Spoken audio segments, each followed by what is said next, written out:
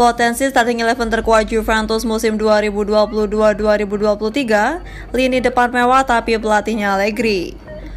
Wojciech Szczesny, kiper berusia 31 tahun ini dipastikan tidak akan kehilangan tempat utama di posisi penjaga gawang Juventus.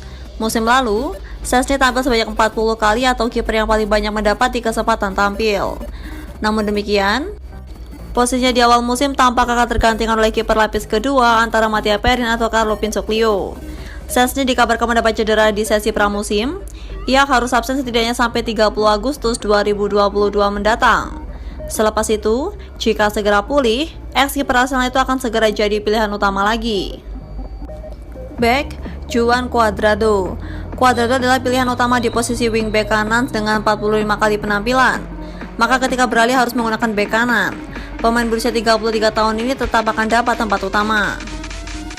Leonardo Bonucci. Pemain yang sudah memperkuat Juventus selama 11 tahun ini dipastikan akan dapat satu tempat lagi di tim utama musim depan. Pengalaman dan kepemimpinannya akan diperlukan bagi seluruh skuad. Klaassen Bremer. Kepergian Dele membuat Juventus mencari penggantinya. Sosok tersebut adalah Bremer yang didatangkan dari Torino dengan cap sebagai bek terbaik di Liga Italia saat ini. Pemain asal Brasil ini akan sering terlihat di susunan 11 pertama. Alex Sandro. Siapa lagi bek kiri Juventus yang paling bisa diandalkan selain Alex Sandro? Pemain berusia 30 tahun ini hanya tergantikan jika mendapat cedera. Mattia De Sciglio belum jadi lawan sepadan bagi Alex untuk mendapat tempat utama. Gelandang Federico Chiesa.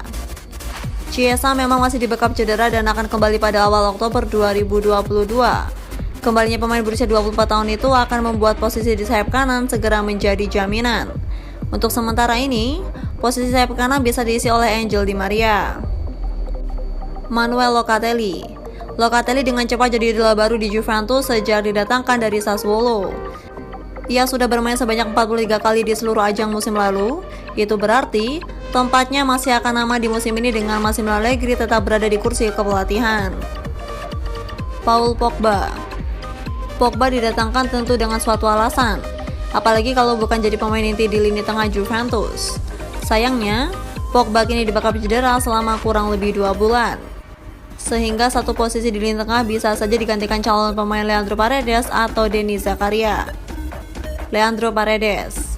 Di tengah kabar akan keluarnya Adrien Rabiot, Paredes menyeruak masuk jadi calon pemain Juventus. Kepastian transfernya pun hampir rampung. Jika jadi bergabung, maka pemain Argentina ini dipastikan akan menjamin satu tempat di lini tengah. Angel Di Maria.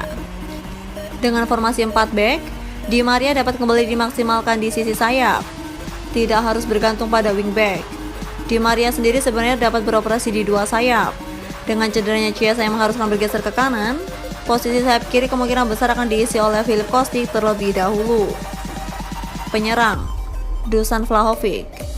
Posisi penyerang tengah tampak tidak akan terjadi persaingan sengit karena Vlahovic dipastikan akan mendapatkan posisi tersebut. Apalagi semenjak kepergian Alvaro Morata dan Paulo Dybala. Serta ketiadaan penyerang baru membuat posisi ini aman dari kuasa Vlahovic. Pesaing terdekat pemain berusia 22 tahun ini hanyalah seorang Moise Kean dan Caio Jorge. Ex-pemain Fiorentina ini dengan cepat jadi tumpuan Juventus di setengah musim lalu. Ia mencatatkan 21 penampilan dan 9 gol. Dengan masa adaptasi yang semakin banyak, Vlahovic bisa saja memberi impact yang lebih besar di musim ini.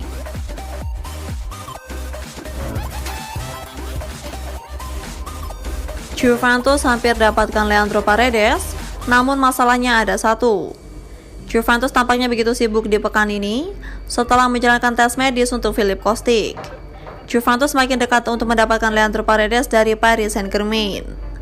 Menurut laporan Mundo Deportivo, Paredes dan Juventus akhirnya mencapai kesepakatan personal. Si nyonya tua tinggal harus menemukan kesepakatan dengan klub pemilik. PSG sudah sempat mengutarakan bahwa mereka minta dana sebesar 20 juta euro untuk sang pemain. Sejauh ini belum ada tanggapan dari kubu Juventus. Transfer ini sendiri memang sejak lama didiamkan oleh Juventus. Namun, upaya tersebut belum terrealisasi karena Juventus masih perlu menyingkirkan 1-2 pemain dari dalam skuadnya. Kondisi Paredes di PSG pun sebetulnya terancam. Hal itu tampak dari 2 laga resmi PSG yang tidak melibatkan dirinya sebagai pemain inti. Paredes hanya bermain sebagai pemain pengganti masing-masing di Liga Prancis dan Piala Super Prancis. Paredes bermain selama 23 menit di Liga Prancis dan mencatatkan 1 assist pada pertandingan melawan Clermont-Foot. Pemain timnas Argentina kemudian hanya mencatatkan 12 menit penampilan di Piala Super Prancis melawan FC Nantes. Ketertarikan Juventus terhadap Paredes ini tidak lepas dari cedera yang dialami Pogba pada pasang pramusim dengan estimasi waktu istirahat mencapai 2 bulan. Juventus bergegas mencari penggantinya dan menemukan Paredes sebagai pemain yang tepat untuk mengisi lubang yang ditinggalkan.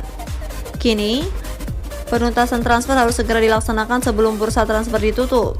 Satu hal yang pasti, Paredes tidak akan sempat bergabung pada laga perdana Juventus di Liga Italia 2022-2023 melawan Sassuolo.